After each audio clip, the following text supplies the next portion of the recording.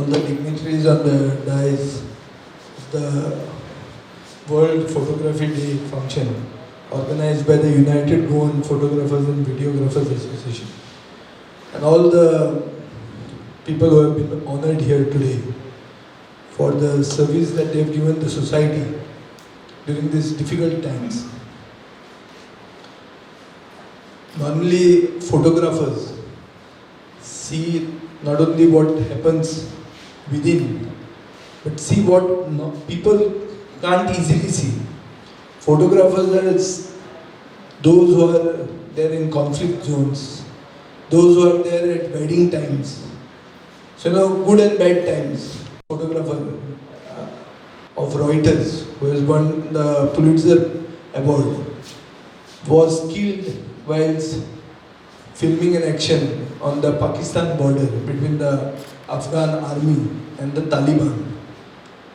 Danish Siddiqui, a very famous photographer who sacrificed his life trying to show us something that was happening, and it was happening which the world did not know. And in a month's time, the Taliban is now ruling Afghanistan. America could not see it, but if people had to take the signal from the death of this Danish Siddiqui, perhaps we would have understood what we were heading to. So photographers, by and large, their contribution to society is from the third eye. And the third eye gives you a worldview of what is going wrong and what should be done to set it right. From that perspective, I am speaking as an MLA, a people's representative. And I believe photographers have a big role to play, especially in these turbulent times, especially in times when you are not only honoring those who have done good service during COVID times, but you have to also honor those who have exposed things that have gone wrong during COVID times. Goa was witness to oxygen shortage deaths in the deadly hours of the night. And I was one of the persons who had exposed this. To my mind, or to my calculation, around 84 people died in 3 nights. 3 to 5 nights maybe at most. And the people were dying. The Honorable High Court was told, because the government did not have a tractor driver to, maneuver the tractor and bring the cylinders in place. Now it's another matter that when this question came up in the nation's parliament, the Modi Sarkar said that nobody died because of oxygen shortage. So this type of untruths, these types of lies by the government also have to be exposed by photographers with visual evidence of what went wrong and what can be done to correct such situations, so that precaution is better than cure. We may be having the third wave by mid-October, that's what is anticipated. And the youngest generation, that is the children, they would be targeted by the third wave. That is what is speculated by the medical fraternity. So what I am trying to say is, a very progressive state like Goa has also seen chaos, mismanagement, apathy and carelessness by the government, which had to be exposed. You may feel that I am speaking like an opposition legislator in the Legislative Assembly. That's not a fact, but it's my job to expose what is going wrong and to say what is happening right. But in these days, nothing was happening right. That is why you are honoring the people who have gone out of the way to set things right, the job which was supposed to be done by the government. The job to be done by the government was to provide services to the people. Where the government failed, these people whom you have honored today have succeeded. That is why you are honoring them, and that is why I salute you. Especially, I know many of you here, I know this Popular Front, people who have been the first when nobody knew what COVID was, when families were not ready to touch their own elderly generation who died. In my neighborhood, there was a person who had insects affecting the body. These people have gone, taken them and buried them. Now, at immense risk to themselves, without even knowing what would have happened. Was COVID, persons who were doing this job, they could have been affected. At that time, nobody knew much about COVID, but they took the risk. And they did something with absolutely no expectation. And they did not do it only for the Muslims that they are. They did it more for non-Muslims, more for Hindus and for Catholics. This is what I know. So I think such people need to be honored. Similarly, the Langar service that is there, and I'm not trying to just pinpoint in the 2 or 3 cases. Everybody has done their bit, whoever has been honored here, and I certainly respect them for that. But all these works were supposed to be done by the government. It is the government that failed us. That is why 3,500 people who shouldn't have died in Goa. The vaccination interval was increased from 28 days to 84 days. Why? Because there was no vaccine and the person who was supposed to book the vaccines forgot that vaccines had to be booked. And that person calls himself a doctor. And he happens to be the chief minister of the state. If you call him a quack, you'll say that I'm insulting Goa. But then fact remains that when you have such leadership, you are bound to fail. And it's a reflection of our leadership that we have reached this position, where Goa became the highest test positivity rate in the world.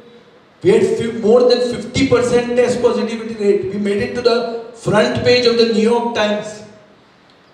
We didn't reach the front page of the New York Times that we are a tourism, great hub or something which is a socio-politically conscious state. We reached there for the wrong reasons.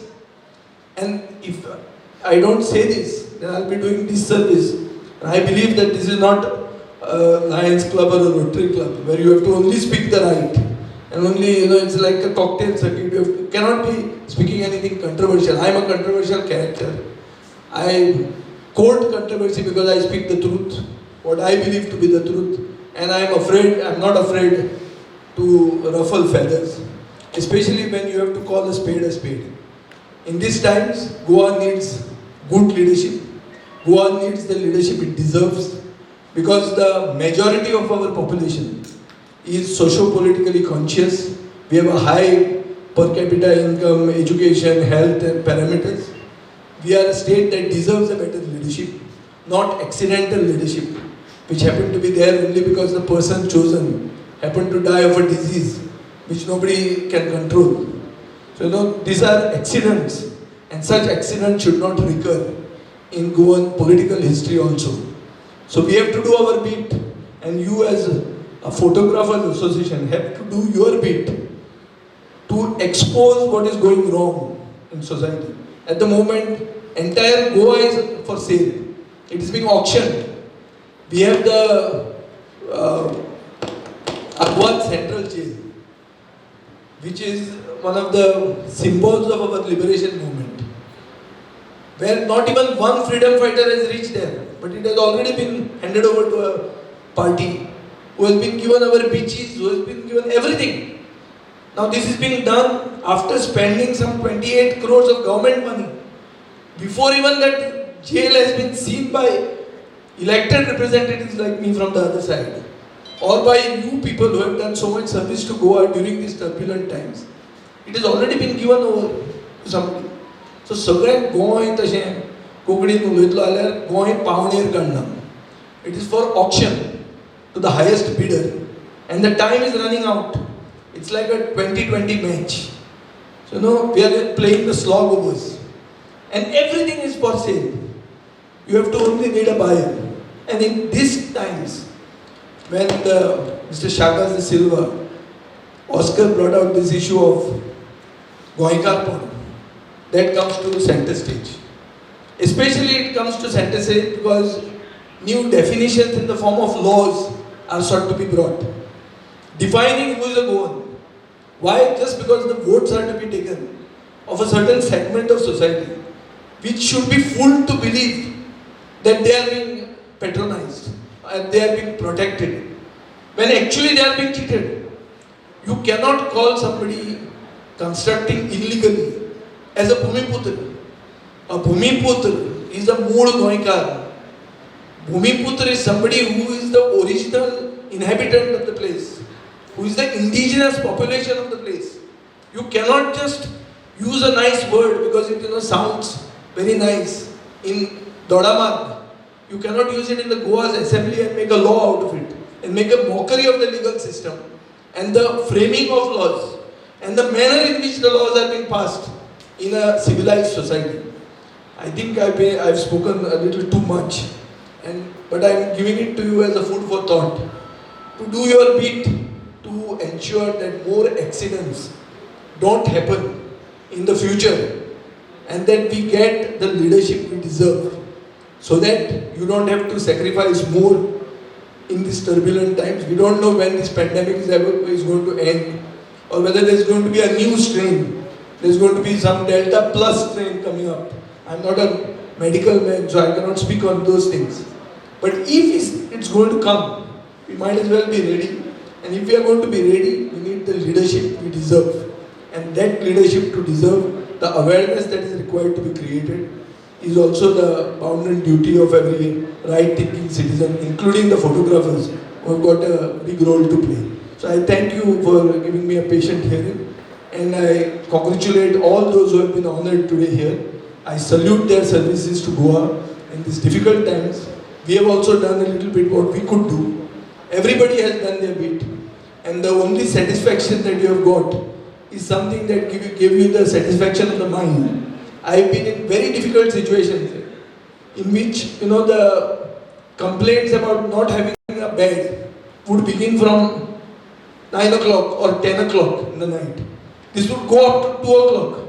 We would manage to get some beds after shouting at some doctors and some administrators of hospitals. And eventually, as the day dawned, the next day dawned, some of the people whom we had put in there also had expired. So these were very difficult times. It's a situation where you were on the brink of even suffering from clinical depression. And I have had this experience where strong supporters of mine have also expired, and expired so very quickly. And one thing was vaccination. Be careless about vaccination. Say no, it's not going to do anything. Then there is this WhatsApp university which gives you all sorts of knowledge, which is all skewed and which has resulted in huge chaos. So I think these were difficult times. I do hope that Ganesh Chaturthi, which is approaching, gets us Achhe Din for Goa. Not the Achhe Din that were promised in 2014, but real Achhe Din, where at least we are all safe, healthy, and have a prosperous and peaceful future. Thank you very much.